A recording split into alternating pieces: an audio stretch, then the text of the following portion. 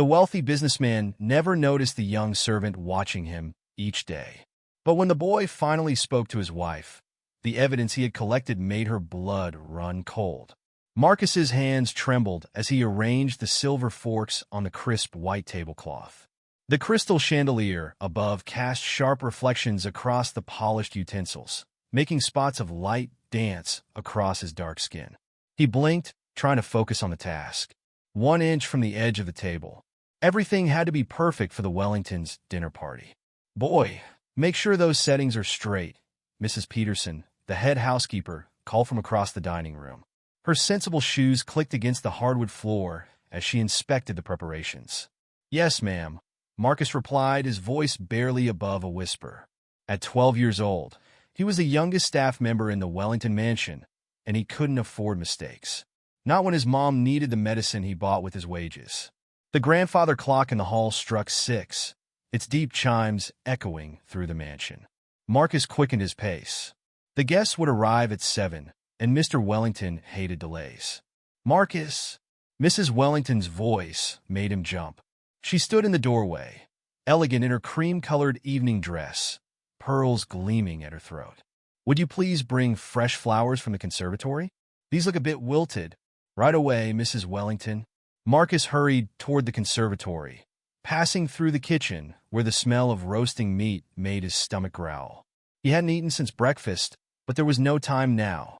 In the conservatory, Marcus carefully selected white roses and lilies. His fingers brushed against the cool petals as he remembered his father teaching him about flowers in their tiny backyard garden. Before the accident, before the hospital bills, before everything changed, the sound of a car pulling up the driveway snapped him back to reality. Through the conservatory windows, he watched a black Mercedes stop at the front entrance. 2 men in expensive suits stepped out, carrying briefcases. "Early birds," Marcus muttered, gathering the flowers. He took a shortcut through Mr. Wellington's study, hoping to avoid the guests. He froze mid-step. Voices drifted through the partially open door of the adjacent room. "The investments need to be moved offshore by Friday," Mr. Wellington was saying. "Johnson's getting suspicious about the numbers." "What about the board meeting?" another voice asked. "They won't find anything. I made sure of that. Just get it done." Marcus's heart pounded. He shouldn't be hearing this. He tried to step back, but his elbow knocked against a shelf. A book teetered, then fell with a soft thud. The voices stopped. "Someone there?" Mr. Wellington called out. Marcus clutched the flowers to his chest and darted away, his dress shoes silent on the thick carpet. He didn't stop running until he reached the dining room. "What took you so long?" Mrs. Peterson demanded, taking the flowers from his shaking hands. "Sorry, ma'am. Had trouble finding the right ones." More cars were arriving now. Marcus could hear the growing murmur of voices in the foyer. He retreated to his position near the kitchen door, ready to serve. The dinner party filled the room with forced laughter and the clink of expensive china. Marcus moved between the guests like a shadow, refilling water glasses and clearing plates. His mind kept returning to the conversation he'd overheard. Mr. Wellington sat at the head of the table, commanding attention with his booming voice and expensive watch that caught the light with every gesture. But Marcus noticed something else now. The way Mr. Wellington's eyes darted to certain guests when specific topics came up, the slight tension in his shoulders when someone mentioned the company's recent success. "Marcus?" Mrs. Wellington's voice was soft. He turned to find her watching him with concern. "Are you feeling all right? You seem distracted." "I'm fine, ma'am." He managed a small smile. "Just tired." She touched his shoulder gently. "Make sure you get some rest after service." Her kindness made his stomach twist. He nodded and stepped back into the kitchen, where the chef was plating desserts. Later that night, long after the guests had gone, Marcus lay on his small bed in the servants' quarters. Sleep wouldn't come. Every time he closed his eyes, he heard Mr. Wellington's words again. Something was wrong. He could feel it. Rolling over, Marcus pulled his father's old watch from under his pillow.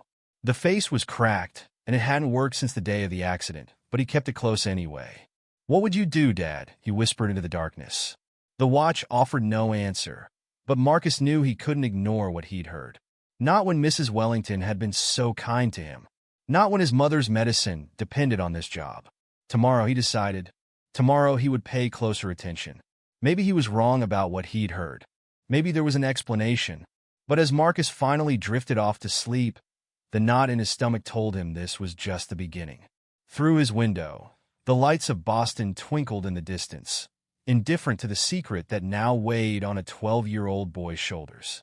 In the main house, a light still burned in Mr. Wellington's study, casting long shadows across the manicured lawn. The grandfather clock struck midnight, its chimes echoing through the empty halls of the mansion.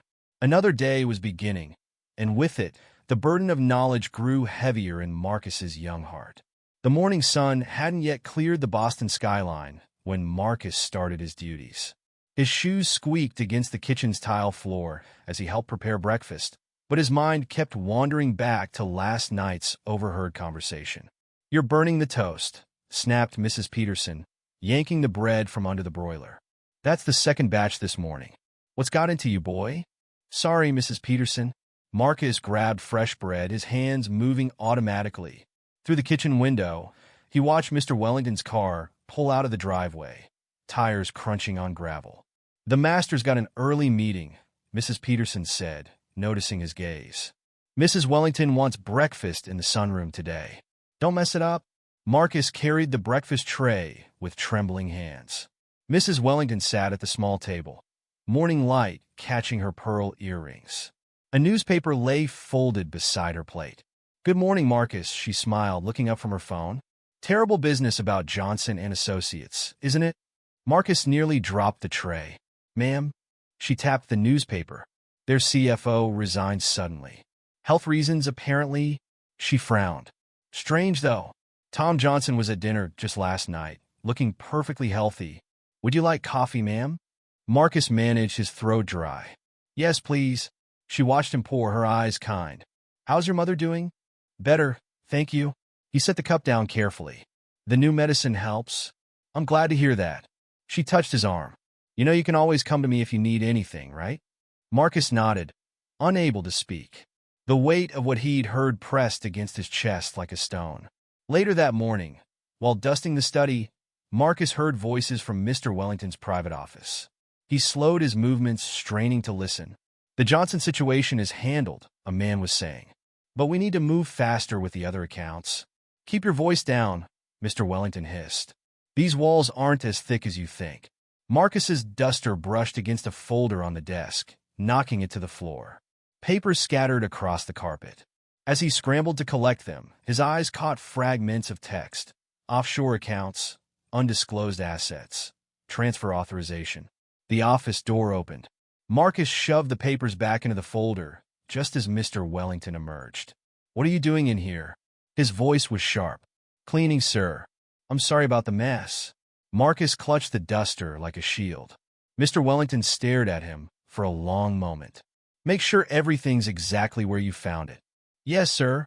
After Mr. Wellington left, Marcus's hands wouldn't stop shaking. He pulled out his phone and took quick pictures of the scattered papers before arranging them exactly as they'd been. During lunch service, Marcus couldn't focus. He spilled water on the tablecloth and dropped a salad fork. "Marcus," Mrs. Wellington's voice made him jump. "Are you sure you're all right? You seem nervous today." "Just tired, ma'am." He dabbed at the wet tablecloth with a napkin. "Perhaps you should take the afternoon off. Visit your mother." The suggestion felt like a lifeline. "Thank you, Mrs. Wellington." An hour later, Marcus sat beside his mother's bed in their small apartment. The room smelled of medicine and the lavender air freshener he'd bought to cover it up. "You're quiet today," his mother said, touching his cheek. Her hand felt too warm. "What's troubling you?" Marcus stared at the pile of medical bills on the nightstand. "Nothing, Mama. Just work stuff." "You're too young to look so worried." She struggled to sit up. "Your father used to get that same look when something was wrong." Marcus helped adjust her pillows. "I found something out at work. Something bad. I don't know what to do. Is it illegal?" He nodded slowly. His mother was quiet for a moment. "Remember what your father always said? Right is right, even if you're the only one doing it. But if I say something—" Marcus looked at the bills again. "We need this job, Mama. We need our dignity more." She squeezed his hand. "Whatever it is, I trust you to do the right thing." Back at the mansion that evening, Marcus started documenting everything. He used his phone to photograph more documents when he could. He recorded dates and conversations in a small notebook, hiding it inside his mattress. The grandfather clock struck 8 as Marcus served dinner. Mr. Wellington was working late again, leaving Mrs. Wellington alone at the massive dining table. "Join me, Marcus," she said suddenly. "I hate eating alone." He hesitated. "Mrs. Peterson wouldn't like it." "Mrs. Peterson isn't here." She gestured to the chair beside her. "Please." Marcus sat stiffly, his uniform feeling too tight. "Tell me about your father," she said, surprising him. "Your mother mentioned he passed away a few years ago." "Car accident," Marcus said quietly. "He was driving home from his night shift. Someone ran a red light." "I'm so sorry." Her voice was gentle. "It must be hard, being the man of the house so young." Marcus looked at his plate. "You get used to it?" "No," she said softly. "You really don't." Something in her tone made him look up. She was staring at her wedding ring, twisting it around her finger. "Sometimes," she continued, "the people we love aren't who we thought they were." Before Marcus could respond, they heard the front door open. Mr. Wellington's voice echoed from the foyer. Marcus jumped up from the chair. "Thank you for keeping me company," Mrs. Wellington said, but her smile didn't reach her eyes. That night, Marcus added another entry to his hidden notebook. Above it, he wrote his father's words. "Right is right, even if you're the only one doing it." The words blurred as tears fell on the page. Tomorrow, he decided, tomorrow he would tell Mrs. Wellington everything. Outside his window, dark clouds gathered over Boston, promising rain. In his hand, his father's broken watch felt heavier than ever. Rain pounded against the mansion's windows as Marcus started his morning routine. His notebook felt like it was burning a hole in his pocket. Every time he passed Mrs. Wellington, his throat closed up. The words were there, waiting to come out, but the timing was never right. "The library needs attention," Mrs. Peterson announced during the morning staff meeting. "Mr. Wellington's having important guests this afternoon." Marcus's stomach dropped. More meetings meant more secrets. In the library, he watched raindrops race down the tall windows while dusting the endless rows of leather-bound books. His phone vibrated. A text from his mother's nurse. "Need to discuss payment for next month's care." His hand slipped, knocking over a row of books. As he scrambled to pick them up, a voice made him freeze. "The offshore accounts are ready," someone said from the hallway. "But there's a problem with the paperwork." "Not here," Mr. Wellington responded. "Meet me at the usual place in an hour." Marcus's heart hammered against his ribs. He grabbed his phone and hit record, sliding it partially under the library door. Their footsteps faded down the hall, but their voices carried back clearly. "The SEC might be investigating Johnson," the other man said. "If they look too closely at our records dash, they won't." Mr. Wellington's voice was hard. "I've taken care of it." The conversation continued, each word making Marcus's blood run colder. When they finally moved out of range, his hands were shaking so badly he could barely stop the recording. "Marcus?" Mrs. Wellington stood in the doorway. "Are you all right? You look pale." He shoved the phone into his pocket. "Yes, ma'am. Just organizing these books." She stepped into the library, closing the door behind her. "You've been acting strange lately. Every time I see you, you look like you're carrying the weight of the world." Marcus stared at the carpet, its intricate patterns blurring before his eyes. "It's nothing, ma'am." "Marcus?" She sat in one of the leather armchairs. "Look at me." He raised his eyes slowly. Her face was filled with concern. "I've known you for 2 years now," she said. "You're not just a help to me. When your mother got sick, do you know why I insisted on covering her medical bills?" He shook his head. "Because you remind me of my brother." Her voice softened. "I lost him when he was about your age. Cancer. He had the same look you have now, trying to be strong, carrying secrets too heavy for young shoulders." Marcus's eyes burned. "Mrs. Wellington, whatever it is," she continued, "you can tell me. I promise you'll be safe." The grandfather clock chimed in the hall. 1 hour until Mr. Wellington's meeting. Marcus took a deep breath. "I found something out about Mr. Wellington." Her face changed. "What do you mean?" He pulled out his phone with trembling hands. "I have recordings and pictures of documents and conversations." "Show me," she whispered.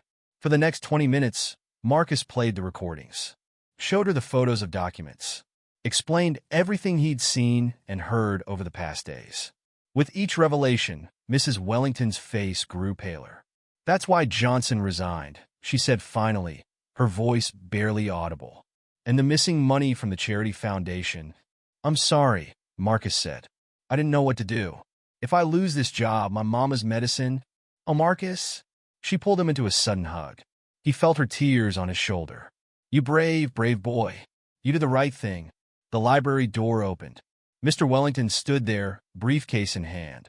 "What's going on here?" he demanded. Mrs. Wellington released Marcus, but kept her hand on his shoulder. "Nothing, dear. Marcus was just helping me find a book." Mr. Wellington's eyes narrowed. "I have a meeting. We'll discuss this later." After he left, Mrs. Wellington gripped Marcus's shoulders. "Send everything you have to my phone. Now. Then delete it from yours immediately."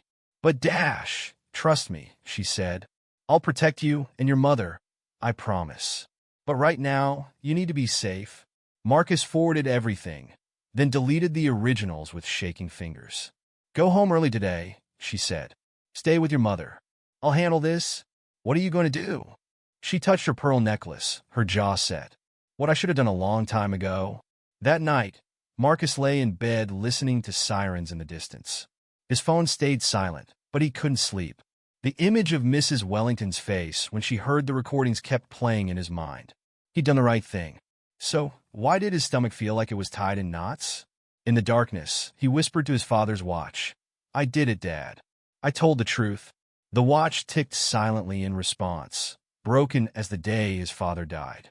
But for the first time since finding out Mr. Wellington's secret, Marcus felt something like peace.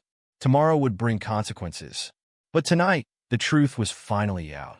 The Wellington mansion felt different the next morning. Marcus noticed it the moment he walked through the service entrance. The air was heavier, like before a storm. "Mrs. Wellington won't be having breakfast this morning," Mrs. Peterson announced, not meeting his eyes. Mr. Wellington left early for the office. Marcus wiped down the empty dining room table, his reflection distorted in the polished wood. The ceiling chandelier cast broken shadows across his face. "Marcus!" Mrs. Wellington's voice made him turn. She stood in the doorway, still in her silk robe. Her face was pale, her eyes red. "Come to my study, please." He followed her down the hall, past the grandfather clock that seemed to tick louder than usual. Her private study was smaller than her husband's, painted in soft blues with a view of the garden. "Sit down," she said, closing the door. Marcus perched on the edge of a leather chair. "Is everything okay, ma'am?" "No." She sank into the chair behind her desk. "I confronted him last night. About everything." His heart stopped. "What happened?" He denied it, of course. Her hands trembled as she touched her pearl necklace. "Said I was being ridiculous. That I'd been fooled by a child's imagination. But the recordings, Dash, he says they're fake. Claims you doctored them." She leaned forward. "He wants to fire you?" Marcus's stomach lurched. "Mrs. Wellington, please. My mother, Dash. I won't let that happen." Her voice hardened. "I've already called my lawyer. She's coming this afternoon." The door burst open. Mr. Wellington filled the doorway, his face dark with rage. "What the hell is this?" He waved a paper at his wife. "The bank called. You're trying to freeze our accounts?" Mrs. Wellington stood slowly. "It's called evidence preservation, Richard." "Evidence?" He laughed, but there was no humor in it. "You're taking the word of a servant boy over your husband?" "I'm taking the word of truth over lies." She didn't back down. "How long, Richard? How many millions have you stolen?" Mr. Wellington's face turned red. "Get out," he snarled at Marcus. "You're fired. Get your things and get out." "He's not going anywhere." Mrs. Wellington moved between them. "If you touch him, I'll call the police right now." "You'd throw away everything? Our life, our reputation for this? You threw it away." Her voice cracked. "Every time you lied. Every dollar you stole." Marcus wanted to disappear into the chair. Mr. Wellington turned his fury on him. "You little snake. I gave you a job, helped your sick mother. And this is how you repay me?" "Leave him alone," Mrs. Wellington snapped. "He's just a child who saw something wrong and had the courage to speak up." More courage than you've shown in years. Mr. Wellington stepped closer, his voice dropping to a dangerous whisper. If you do this, if you really do this, there will be consequences. Think about what you're risking. Think about what this scandal will do to us. U.S. Mrs. Wellington laughed bitterly. There hasn't been an us since you chose money over honesty. A phone rang somewhere in the house. Mrs. Peterson's voice called out, Mr. Wellington? The board chairman is on the line. He says it's urgent. Mr. Wellington's face went pale. He pointed at Marcus. This isn't over. Then he stormed out, slamming the door behind him. Mrs. Wellington collapsed into her chair. Are you all right? Marcus nodded, though his whole body was shaking. What's going to happen now? My lawyer will be here at 2. She rubbed her temples. We need to move quickly. Richard has powerful friends. Once they know we're gathering evidence, they'll try to stop us? They'll try. She looked at him seriously. Marcus, I need to know. Are you sure you want to be involved in this? It's going to get ugly. Your mother Dash will be proud of me, he finished. She always says right is right, no matter what. Mrs. Wellington smiled sadly. Your mother is a wise woman. She reached in her desk and pulled out a business card. Take this. It's my lawyer's number. If anything happens, if you feel threatened in any way, call her immediately. The rest of the day passed in a blur. Marcus went through his duties automatically, aware of the other servants watching him, whispering. Mr. Wellington stayed locked in his study, his voice occasionally rising in angry phone calls. Around noon, Marcus's phone buzzed. A text from his mother's nurse. Mr. Wellington's office called. They're canceling your mother's care arrangement. His hands started shaking again. Mrs. Wellington found him in the kitchen, staring at his phone. What's wrong? He showed her the text. Her face hardened. That bastard. She pulled out her own phone. Don't worry. I'm calling my doctor right now. We'll set up private care, better than before. He can't hurt you that way. Why are you helping me? Marcus asked suddenly. You're losing everything because of me. Mrs. Wellington touched his cheek. No, sweet boy. I'm losing nothing that matters. But I'm gaining something precious, my self-respect. She straightened up. Now go home early today. Pack a bag for you and your mother. You'll stay at my sister's beach house until this blows over. But my job Dash will be here when you return, with full pay. She smiled grimly. Richard may still control the company for now, but this house is mine, and you'll always have a place here. That evening, as Marcus packed a small bag in his room, he heard raised voices from the main house. A door slammed. A car engine roared to life. From his window, he watched Mr. Wellington's car peel out of the driveway, gravel spraying. The truth was out now, and there was no going back. His father's broken watch lay on the bedside table. Marcus picked it up, its familiar weight comforting in his hand. I did it, Dad, he whispered. I told the truth. No matter what happens now, I told the truth. Marcus crouched in the shadows of Mr. Wellington's office, his heart pounding against his ribs. Past midnight, the mansion creaked with settling noises. His flashlight beam trembled across the desk. Last chance, he whispered to himself, rifling through papers. After Mr. Wellington's outburst, he'd noticed the man frantically shredding documents. There had to be more evidence. A floorboard creaked in the hallway. Marcus killed the flashlight, dropping behind the desk. Footsteps approached, then passed. He let out a shaky breath. His phone vibrated. A text from his mother. Where are you? It's late. Almost done, he typed back. Stay at Aunt Linda's. I'll explain everything tomorrow. The desk drawers yielded nothing. Marcus turned to the filing cabinet, testing each drawer. The bottom one was locked. Bingo! He pulled out the hairpin Mrs. Wellington had given him earlier. It was my grandmother's, she'd said. She taught me some tricks during the war. The lock clicked open after 3 tries. Inside, a red folder sat alone. Got you, Marcus whispered, pulling out his phone to take pictures. The documents inside made his blood run cold. Wire transfers, offshore account numbers, emails about cleaning the books. A sharp voice cut through the darkness. Looking for something? The lights flicked on. Mr. Wellington stood in the doorway, still in his business suit. His face was hard. Marcus clutched the folder to his chest. Give me the folder. Mr. Wellington stepped into the room. Now. No. Marcus's voice shook, but he stood his ground. These prove what you did. Prove? Mr. Wellington laughed. I'm a respected businessman. You're a thieving servant boy. Who do you think people will believe? The SEC will believe bank records. Mr. Wellington's smile vanished. How do you know about Dash? He lunged forward. Marcus ducked under his grab, darting for the door. He made it 3 steps into the hall before strong hands seized his shoulders. Let him go. Mrs. Wellington's voice cracked like a whip. She stood at the end of the hall, phone raised. I'm recording everything, Richard. Mr. Wellington's grip loosened. Marcus twisted free, running to Mrs. Wellington's side. You're both fired, Mr. Wellington snarled. Get out of my house. Your house? Mrs. Wellington's laugh was cold. Check the deed, darling. My father left this house to me. You're the one who needs to leave. You think you can threaten me? He straightened his jacket. I made us what we are. Everything we have, Dash, was built on lies. She held up her phone. I just emailed the SEC everything Marcus found. Your whole house of cards is about to fall. Mr. Wellington's face went white. You wouldn't dare. Watch me. She turned to Marcus. Go pack your things. My sister's waiting. Marcus ran to his room, shoving clothes into a bag. Through the walls, he heard their voices rising, words like divorce and prison cutting through the night. His phone buzzed again. Unknown number. Stay away from the Wellingtons if you want your mother to keep her care. Marcus's hands shook as he showed Mrs. Wellington the text. Bastards, she muttered. They're desperate now. She pulled out her own phone. Yes, hello? This is Catherine Wellington. I need a private security team at my house. Immediately, dawn was breaking when the security team arrived.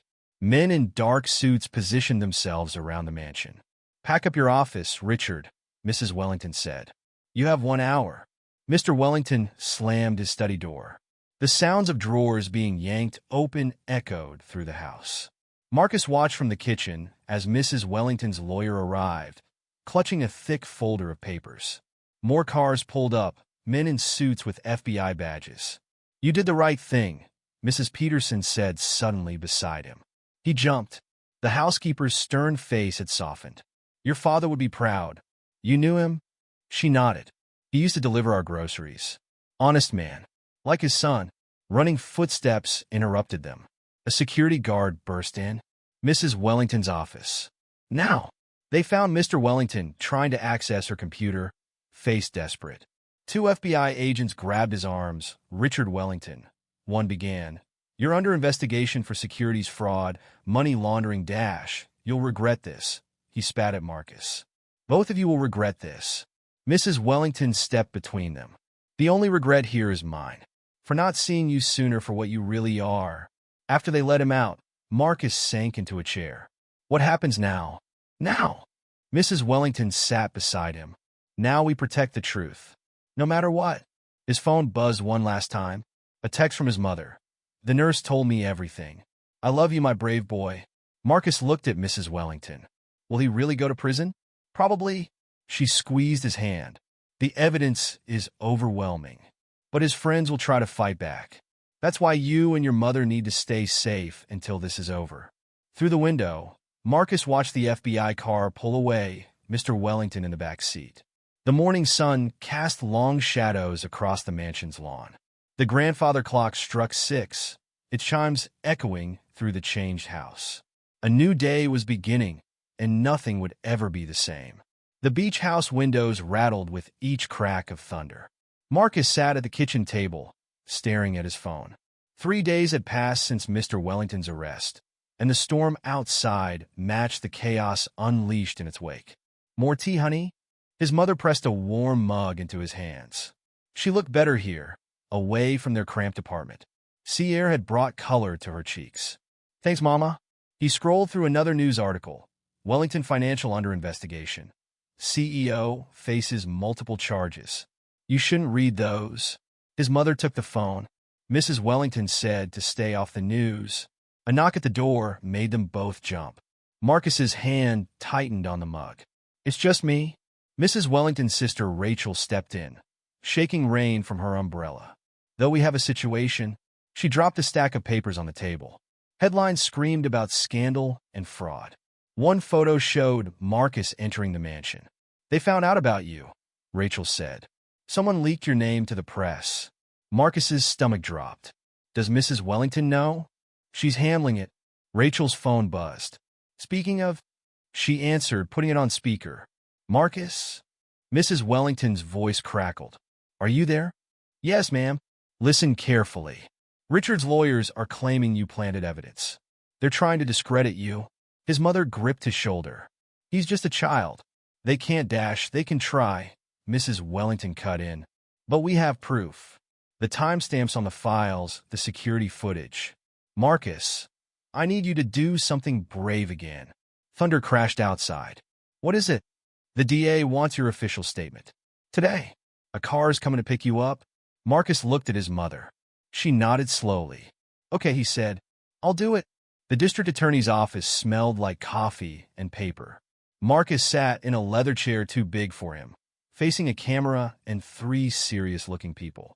"Just tell us everything you saw and heard," the DA said. "Take your time." Marcus took a deep breath and started from the beginning. The overheard conversation, the documents, the confrontation. "And you're sure about the offshore accounts?" a woman asked. "Yes, ma'am. I saw the papers myself." Mr. Wellington was moving money at night, when he thought nobody was watching. Hours passed. They showed him documents, asked him to identify conversations, verified dates. "One last thing," the DA said finally. "Mr. Wellington's lawyers claim Mrs. Wellington put you up to this, that she promised your family money to lie." Marcus sat straighter. "No, sir. Mrs. Wellington didn't know anything until I told her. She was just as shocked as anyone." Back at the beach house, Mrs. Wellington was waiting. She hugged him tight. "You did wonderfully," she said. The DA called. "Your statement matches everything we found."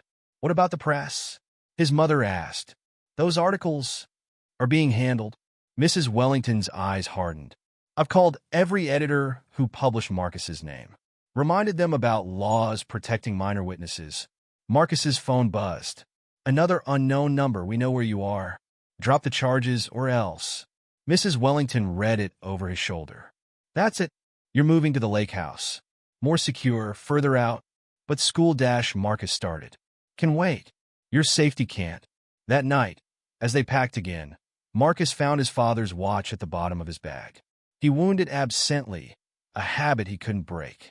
Tick, tick, tick. He froze. The watch was working. For the first time since the accident, its hands were moving. "Mama," he called. "Look." She came running. Tears filled her eyes at the sight. "Your father always said that watch would work again when we needed it most," she whispered. Mrs. Wellington appeared in the doorway. "Cars are ready. We need to." "What's wrong?" Marcus held up the watch. "It's working. Dad's watch. It just started working." She smiled softly. "Maybe it's a sign that we're on the right path." Later, as their convoy of cars wound through dark roads toward the lake house, Marcus watched lightning flash over the ocean. His father's watch ticked steadily against his wrist. "You know what this means," Mrs. Wellington said from the front seat. "There's no going back now. Once the DA files charges." "I know." Marcus touched the watch face. "But Dad always said right is right, even when it's hard." "Smart man, your father." She met his eyes in the rearview mirror. "Ready for what comes next?" Marcus nodded, thinking of Mr. Wellington's threats, the press, the long road ahead. The watch ticked on, keeping time with his heartbeat. Yes, he was ready. The truth was out, and come what may, he would see it through. Behind them, the storm raged on, but ahead, through the rain, Marcus thought he saw stars. The lake house echoed with voices. Marcus sat on the stairs, listening to Mrs. Wellington's lawyer talk to a room full of FBI agents and prosecutors. His father's watch ticked steadily on his wrist. "The evidence is overwhelming," the lead prosecutor announced. "Wire transfers, fake accounts, forged documents, it goes back years." "What about the other families involved?" Mrs. Wellington asked. "The ones Richard was working with? We're bringing them in today." An FBI agent checked his phone. Multiple simultaneous raids. "No one gets warned." Marcus's mother touched his shoulder. "You don't have to stay for this part." "Yes, I do." He straightened up. "I started it. I need to see it through." The TV in the corner was muted, but the headlines scrolled continuously. Wellington financial scandal grows, comma, multiple arrests in financial fraud case, comma, millions missing from charity accounts. Mrs. Wellington's lawyer cleared her throat. Marcus, we need to go over your testimony one more time. He followed her into the study, trying to keep his hands from shaking. The formal hearing was tomorrow. Just remember, she said, tell the truth exactly as you saw it. Don't embellish. Don't guess. If you're not sure about something, say so. What if I forget something important? That's why we have the recordings, the photos, the documents.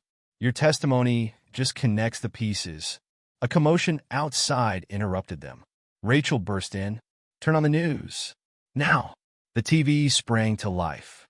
Mr. Wellington stood on the courthouse steps, surrounded by lawyers. These accusations are false, he declared. I'm the victim of a conspiracy between my wife and our domestic staff.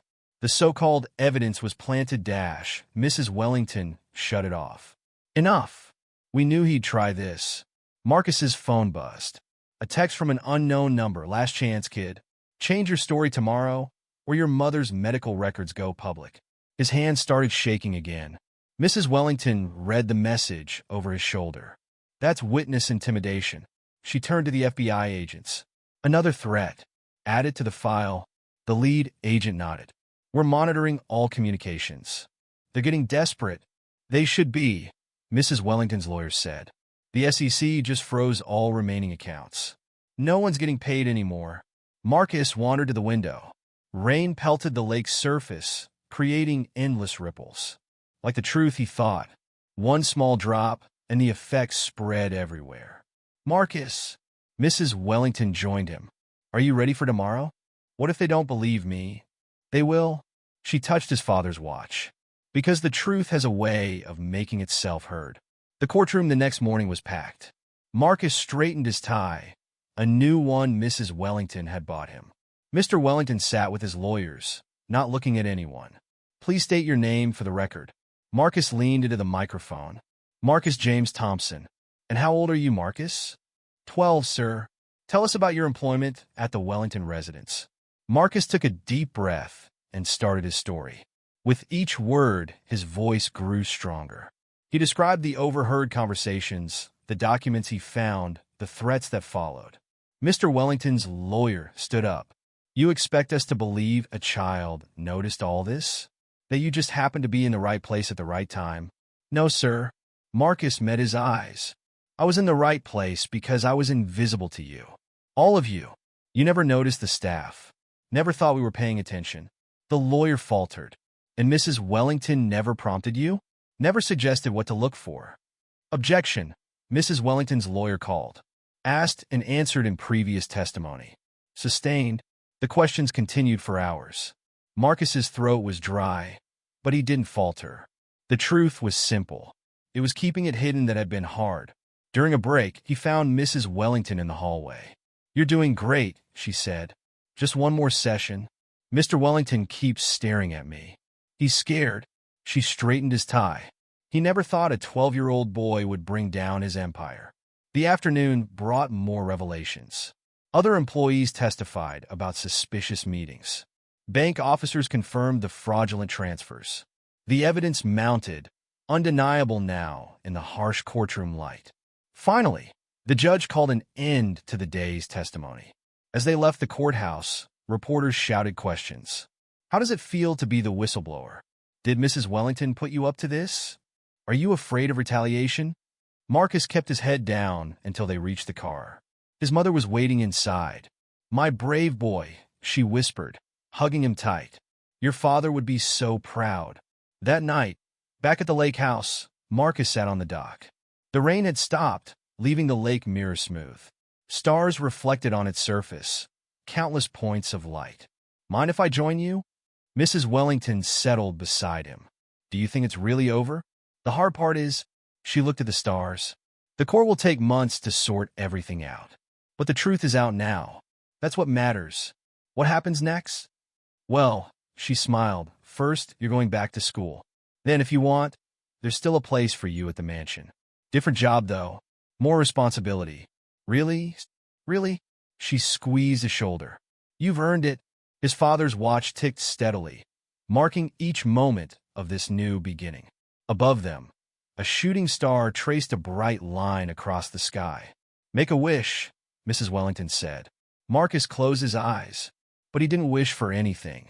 He already had what he needed, the truth told, his mother safe, and a future clear of shadows. The truth had cost them all something. But sitting there under the stars, Marcus knew it had been worth every price. The mansion looked different when Marcus returned. 1 month had passed since his testimony. Fall leaves crunched under his shoes as he walked up the driveway, ready for his first day back. "Welcome home," Mrs. Peterson said at the door. Her usual stern expression had softened.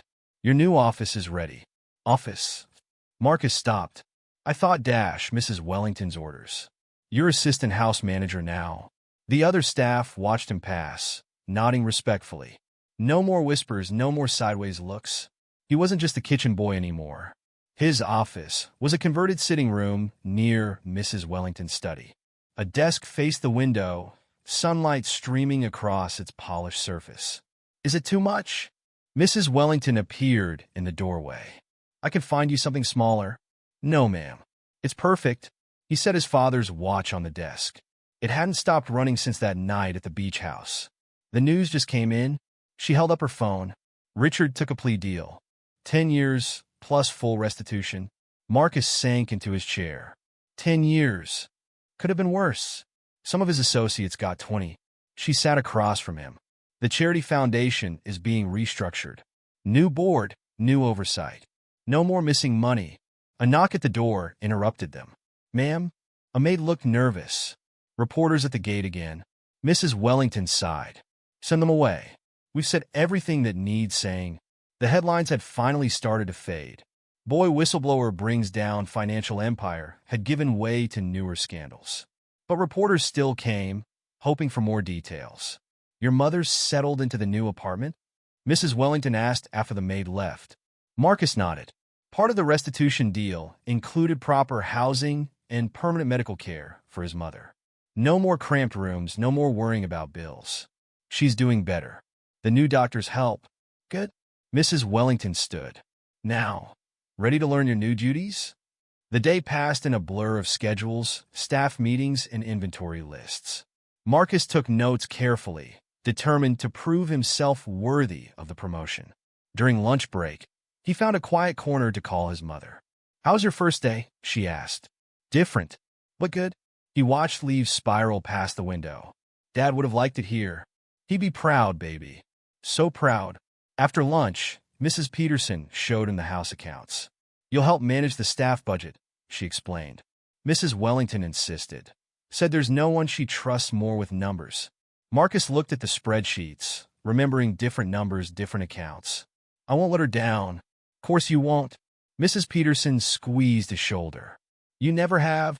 Late afternoon brought one last surprise. A sleek car pulled up the driveway. "Marcus?" Mrs. Wellington called. "Someone here to see you." The district attorney himself stood in the foyer, looking oddly informal without his court suit. "Young man," he shook Marcus's hand. "I wanted to personally deliver this." He handed over an envelope. Inside was a letter from the governor, commending Marcus's extraordinary courage and commitment to truth. "There's more," the DA said. "The state's setting up a whistleblower protection program for minors. They're calling it the Marcus Thompson Initiative." Marcus stared at the letter, his vision blurring. "I didn't do it for recognition. That's exactly why you deserve it." After the DA left, Marcus found Mrs. Wellington in the garden. She was pruning roses, her rings glinting in the late sunlight. "Did you know about this?" He held up the letter. "The governor called last week." She snipped a dead bloom. "Said he wanted to make sure other young people would be protected if they spoke up about wrongdoing. Like you protected me." She turned, her eyes soft. "Oh, Marcus, you protected all of us. From lies, from fraud, from becoming complicit in something terrible." She touched his cheek. "I just wish." "What?" "I wish I'd seen it myself. Before you had to carry that burden." Marcus thought about those dark days of secret keeping. Maybe it had to be me. Because I was invisible to them. "Not anymore." She smiled. "Never again." That evening, as staff prepared dinner, Marcus sat at his new desk. The watch ticked steadily beside him as he reviewed the next day's schedules. A text lit up his phone, a photo from his mother. She was smiling in their new living room, looking healthier than she had in years. Another text followed. Your father used to say, everything happens for a reason. Maybe this was yours. Marcus touched the watch, feeling its steady rhythm. The mansion settled around him with familiar creaks and sighs, but different now. Cleaner, lighter. The consequences of truth had changed everything. But standing in the ruins of lies, they'd built something better. Outside his window, the garden sprinklers switched on, catching the sunset in countless rainbow drops. Marcus smiled, remembering other water drops, other ripples spreading. One small truth, changing everything. Winter came early to Boston that year. Marcus watched snowflakes swirl past his office window, settling on the mansion's manicured lawn. 6 months had passed since the trial, since truth had rewritten everything. Quarterly staff review in 10 minutes, his tablet reminded him. Marcus straightened his tie, blue silk, a birthday gift from Mrs. Wellington. At 13, he was the youngest house manager in Boston, maybe in all of Massachusetts. Come in, he called at a knock. Jenny, one of the new maids, poked her head in. The caterers are here for tonight's event. Where should I send them? Kitchen entrance. Mrs. Peterson will oversee setup. He checked his schedule. And remind them, no photos. No social media. Mrs. Wellington's privacy is non-negotiable. Yes, sir. Jenny smiled. The sir still felt strange, but he was getting used to it. Tonight's event was special. The first major gathering at the mansion since everything changed. The governor was coming to launch the Marcus Thompson Initiative officially. You're going to wear yourself out, his mother said when he called to check on her. I can hear you worrying through the phone. Everything has to be perfect, Mama. It will be. He heard her smile. Your father always said dash. Right is right, even if you're the only one doing it. They finished together, laughing. The staff meeting went smoothly. Mrs. Peterson sat beside him, adding her experience to his new authority. The household ran like clockwork these days. No more shadows, no more secrets. The press release is ready, Mrs. Wellington said, joining them after the meeting. Want to see? Marcus read it carefully. The initiative would protect and support young whistleblowers, providing legal aid and ensuring their families couldn't face retaliation. We've already had 3 cases, Mrs. Wellington added. Kids who spoke up about wrongdoing because they knew they'd be protected. His father's watch ticked steadily on his wrist. Think it'll really make a difference? It already has. She touched his shoulder. You already have. The afternoon rushed by in a blur of preparations. Marcus coordinated security, reviewed seating arrangements, and double-checked every detail. At 4, he took a break to visit the kitchen. The new chef had worked at the White House but still asked Marcus to taste test everything. Perfect, he said, sampling a canopy. Master Marcus. The chef's French accent wrapped around the words. You have your father's palate. Marcus froze. You knew my father? He delivered our produce years ago. Always picked the best fruits, the freshest vegetables. He had standards, your father. A warm feeling spread through Marcus's chest. Everywhere he went, it seemed, he found new pieces of his father's legacy. At 6, guests began arriving.